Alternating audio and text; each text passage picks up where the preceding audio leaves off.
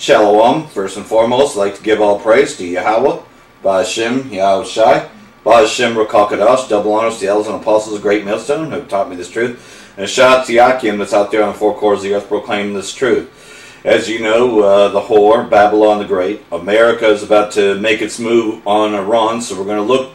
Here's the saltwater lakes in Iran, but they're about to make their move on Iran, and we know that that gathering place of Yahweh Shaphat is right there in Saudi Arabia, where they're about to make their moves against Iran.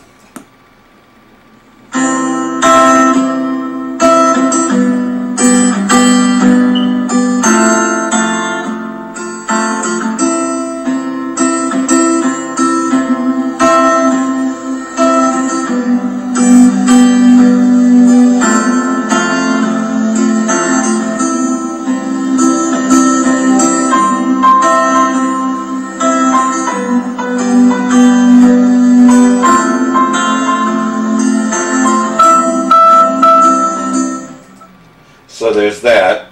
Of course, you know I've been paying a lot of attention to the fires, but going to also look at this. This is about Syria, which is still the proxies of Iran are still in Syria, where militants and rebels are refusing to surrender despite an advance by government forces towards the northwestern Idlib province. Because America's backing the terrorists. The area via Russia-sponsored humanitarian corridors.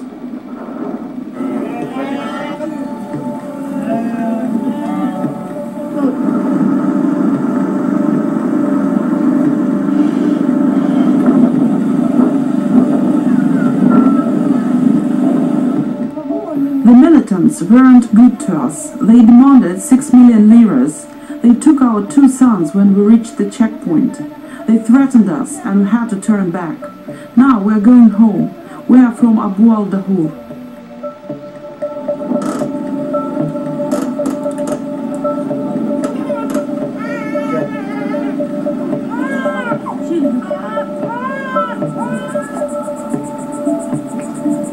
So as you look at the devastated neighborhoods of Keswick and all that, this is not what they're doing around the world. Press the button and scan the object. These Edomites. A special indicator.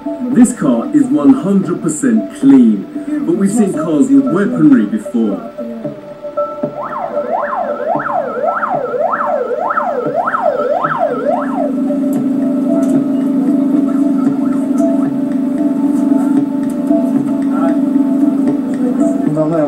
The majority of people come with skin and breathing problems. All children and their mothers have been checked over. They were given recommendations and medicine to start treatment.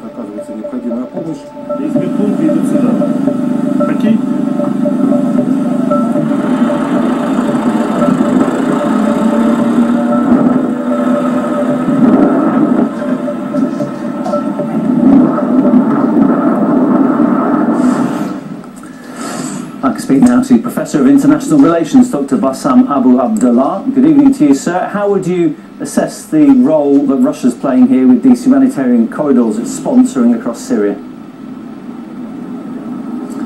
Thank you very much for having me in your program. It's absolutely, I think, this is not first experience. We will take the story of the Syrian crisis. We should remember that the same corridors was used by Russians, by help of Russians in the east part of Aleppo, if we remember 2016. After that, the same way we used in the east part of Ghouta, we remember, and now I think in the south, now it's as a preparation for the Idlib battle, but without this kind of humanitarian aid, it's difficult to for the people to go back to their homes and villages, especially after the terrorist organization control of this area. So because of that, I so you see what's happening in Keswick and in other areas. That this is judgment, man. Today, look at what they're doing in Syria. Yet now this has come over here. The diplomatic efforts with Jordan, with Lebanon, and I think in the future with Turkey for the returning of the Syrian people and refugees. And this is very important because some regional and international actors wanted to use these people or these Syrian refugees as a political card in the future of Syria, which now is this model or this plan is cutting the way for them. The other factor which we should mention that some regional states benefits from Syrian refugees through taking a huge amount of money from international organizations, while now there is a shortage of this financial support for the Syrian refugees after 7 years of the war. The other factor which I should mention that the refugees inside or outside, it became as a factor of pressure on the local societies. We could see that in Lebanon, Jordan, and even in Turkey. So I think the Russian campaign, the Russian efforts generally, either it helps the regional states which now in a very difficult situation. So it's not only for Syria and for the stability in Syria, either I think the Lebanon responding very positively with these efforts, Jordan in their interest to do that, and inside Syria it's a very important factor to return the people step by step, because if we are speaking about the political future of Syria, without stability, security, and combating terrorism, there is no future. So because of that, I assess that it's very, very important, and it's at the end of the day helping the Syrian people to return to work, to make economy, and to have stability after the 7 years of this fascist war against the Syrian people. And if you could, we've got about 30 seconds left. I just want to ask you that during the Helsinki summit, Donald Trump and Vladimir Putin agreed to have joint humanitarian efforts in Syria. Has there been any sign of an effort from the US as yet? Yeah, they're going to help the terrorists. And either I have heard Minister Pompeo in the Congress during his meeting with the Congress. I think there are some understanding between Russia and the United States, and I think this is the results of the efforts of President Putin with President Trump in the Helsinki summit. At the end of the day, I think the American, they could see that the situation is changing dramatically, not in their interest in Syria, especially in the military efforts. The second, that President Trump is thinking in other way. He don't want to benefit from the situation in Syria. There is no money there, and at the same time, the instrument which the United States used during 7 years, I mean terrorist organization, is already collapsed in Syria by supporting the Russian army, the Russian government to the Syrian government. And I think Doctor, I do apologise. I'm afraid we're just running over now on our allotted time for this segment. We're going to have to wrap things up there. My apologies, Dr. Bassam Abu Abdullah, Professor. So anyway, America, it benefits all the time from destabilize. That's what they do, is destabilize places.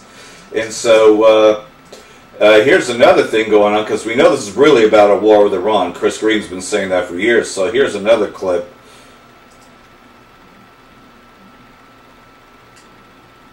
Takes a couple minutes to load. It's an older computer. Iran rules out the possibility of talks with the United States, citing Washington's hostile policies toward Tehran. Considering U.S. hostile policies and their persistence, along with Washington's withdrawal from the Iran nuclear deal, as well as sanctions and attempts to put economic pressures on Iran, conditions are not conducive for talks with the U.S. Qassemi stressed that the U.S. continues to show that it's not trustable. He was speaking at the Iranian Foreign Ministry's press briefing in Tehran. His comments were in response to reports that some American officials have expressed willingness for negotiations with Iran. In May, the U.S. pulled out of the international nuclear deal, saying that it failed to address Iran's missile program. Tehran says the withdrawal is illegal and its missile program is non-negotiable.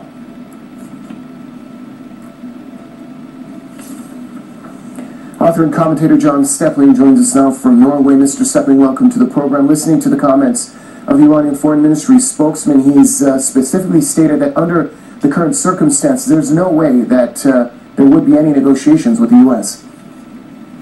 Well, sure. You know, what would be the point? I think the context in which to look at this, or the context to remember, is that this is part of a Pentagon, CIA, NATO blueprint for a long war. Wesley Clark famously said, I guess 20 years ago now, 7 countries in 5 years, and the last country on that list after Syria, Somalia, etc., was Iran, and that has always been the goal of this blueprint. And this goes back to Bill Clinton at least, and probably longer. But that's when the Pentagon and people signed on to the Project for a New American Century. All those people, neocons that Clinton was advised by, they were brought into the government by Bush. They were kept in the government by Obama, and a lot of them are still in Trump's government.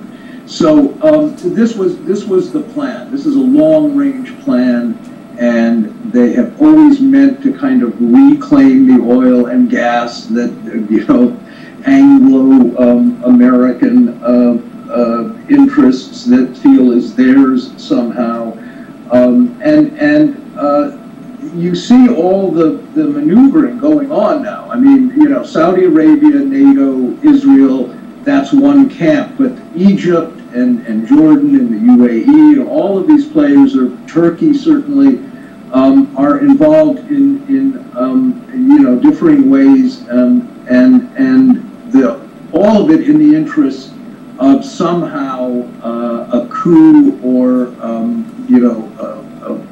you know, change of leadership in Iran, what they love to call regime change. It hasn't worked in Syria. I doubt it would work in Iran right now, but this is the plan. And Trump brought in the most hardline Iranians, of course, that anybody knows, Bolton and Mattis and Pompeo. So speaking to Washington right now is a lose-lose situation, and you know, North Korea may even come to regret it. Who knows? Thank you, Mr. Stepling. Author and commentator John Stepling joining us from Norway. So they're hoping to destabilize Iran, which of course we know that it's not going to work. This is going to lead to World War III because of course Russia has interest in both, you know, Syria and Iran. So pretty much we got that going on. Here's more about Trump planning to bomb Iran, which this is some stuff that's been happening during the car fire. Senior figures in the Turnbull government have told the Australian Broadcasting Corporation they believe the United States is prepared to bomb Iran's nuclear facilities perhaps as early as next month, and that Australia is poised to help identify possible targets.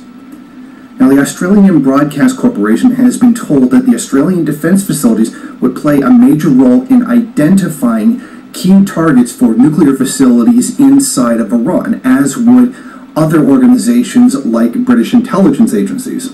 Providing intelligence and understanding as to what is happening on the ground so that the government and allied governments are fully informed to make decisions is different to active targeting. Now, analysts from a little-known spy agency called the Australian Geospatial Intelligence Organization would also be expected to play a part in any operation.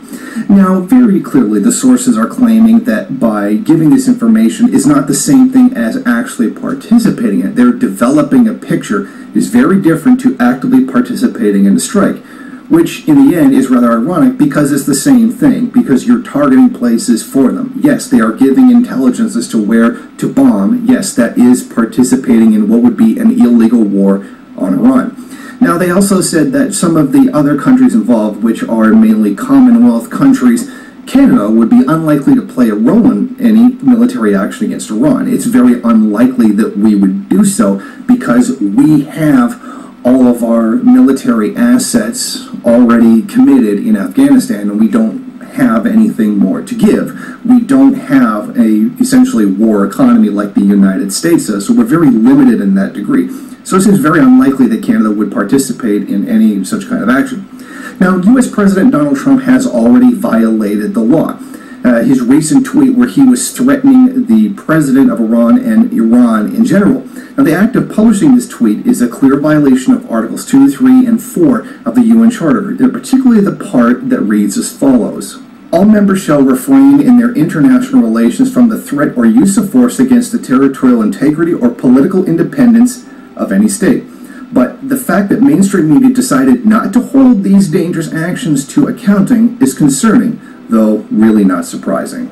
Now, when reached for comment, the U.S. Secretary of Defense, James Mattis, openly denied the accusation that they were planning to attack Iran. They described the whole thing, or particularly him, described the whole thing as a complete work of fiction. In other words, they denied that they had any plans to bomb Iran next month. Now, it seems very likely that they will not bomb them now that the world is aware that they were going to do it. Now, it seems very likely that this was true, that they were going to do it, but now that they've already denied it, they can't possibly go ahead and do it. Now, a lot of this is over the Nuclear Non-Proliferation Treaty, but Iran isn't really doing that. They're not creating nuclear weapons. They are creating nuclear energy now that the JCPOA has been abolished. Essentially, Trump pulled out of the agreement that would promise no nuclear weapons, so they've already violated that agreement while the other partners still want to remain in it. And Iran has said, well, if you're not going to live up to your part of the bargain, then there's no reason for us to stay inside this agreement. So even if Iran was currently developing nuclear weaponry, they would be well within their rights to do so because the U.S. already violated the rules that would prevent them from doing so. Trump created this situation. The United States deliberately provoked this to happen by their actions of pulling out of the JCPOA agreement. So this really is the fault of Trump. So Trump pulls out of the agreement, causes the problem to happen, and then threatens to kill the people that he himself has already caused the problem for. Now, that seems very much U.S. policy. Essentially, what I think has happened here is that Iran lived up to the agreement, which they may have thought Iran didn't. Then, this is not enough. They want regime change inside of Iran. So what they did was they pulled out of it. Then Iran's not living up to the agreement. Now they have their justification for going after them. Because the sanctions that were placed back on Iran after Trump pulled out of the agreement didn't collapse the country as they had anticipated. So the second method didn't work. So now that trying to collapse the economy didn't work, they're now resorting to acts of violence in order to do so. All of this completely and very obviously set up by U.S. foreign policy in order to attack and destabilize a sovereign country. You know, like Iran, you know, if you do or you don't, they still have a right to their independence and to make their own, you know, have their own self-determination. And Trump seems insistent upon destroying that. But if I may switch to something a little bit more personal here, this kind of causes me a bit of concern. Any U.S. war against Iran would no doubt be backed by Canada because we have always been very much compliant in whatever illegal or whatever crimes or whatever wars the United States tends to carry out. So what happens if there's a full-on war with Iran? What happens to anybody in Canada who might be, say, an Iran sympathizer? Someone who maybe even often appears inside their media to denounce the foreign policy of the United States and its allies, including Canada? Well, as you can guess, that makes me kind of nervous that, you know, I might get black-bagged or something. Now, I find it very unlikely that I would end up in something like a Japanese internment camp. I mean, that kind of thing very likely is not going to happen. But I can probably expect a visit from the police or some kind of intelligence agencies. So you can understand why a war with Iran kind of makes me nervous. Now, the same kind of thing with the DPRK. If the U.S. were to go to war against the DPRK, Canada would fall in line behind it like the good little pet that it is. And this would also place me in a very difficult situation. So here's to hoping that the United States does not go to war against Iran. not only the fact that it is a sovereign country and has every right to exercise its self-determination and to determine their own destiny, but I don't want to end up in some kind of Guantanamo Bay for merely asserting that various countries around the world have the right to determine their own destiny. Thank you for watching. If you like this program, then please head over to my Patreon page and set up a monthly donation. Stop It's our the donations that video keep here this program running. It's starting to fuck up. That's just the way Esau is. I have an older computer, and you know, video graphics, or for whatever reason, the RAM's being used up. So until then, I'll get to part 2 of this very shortly.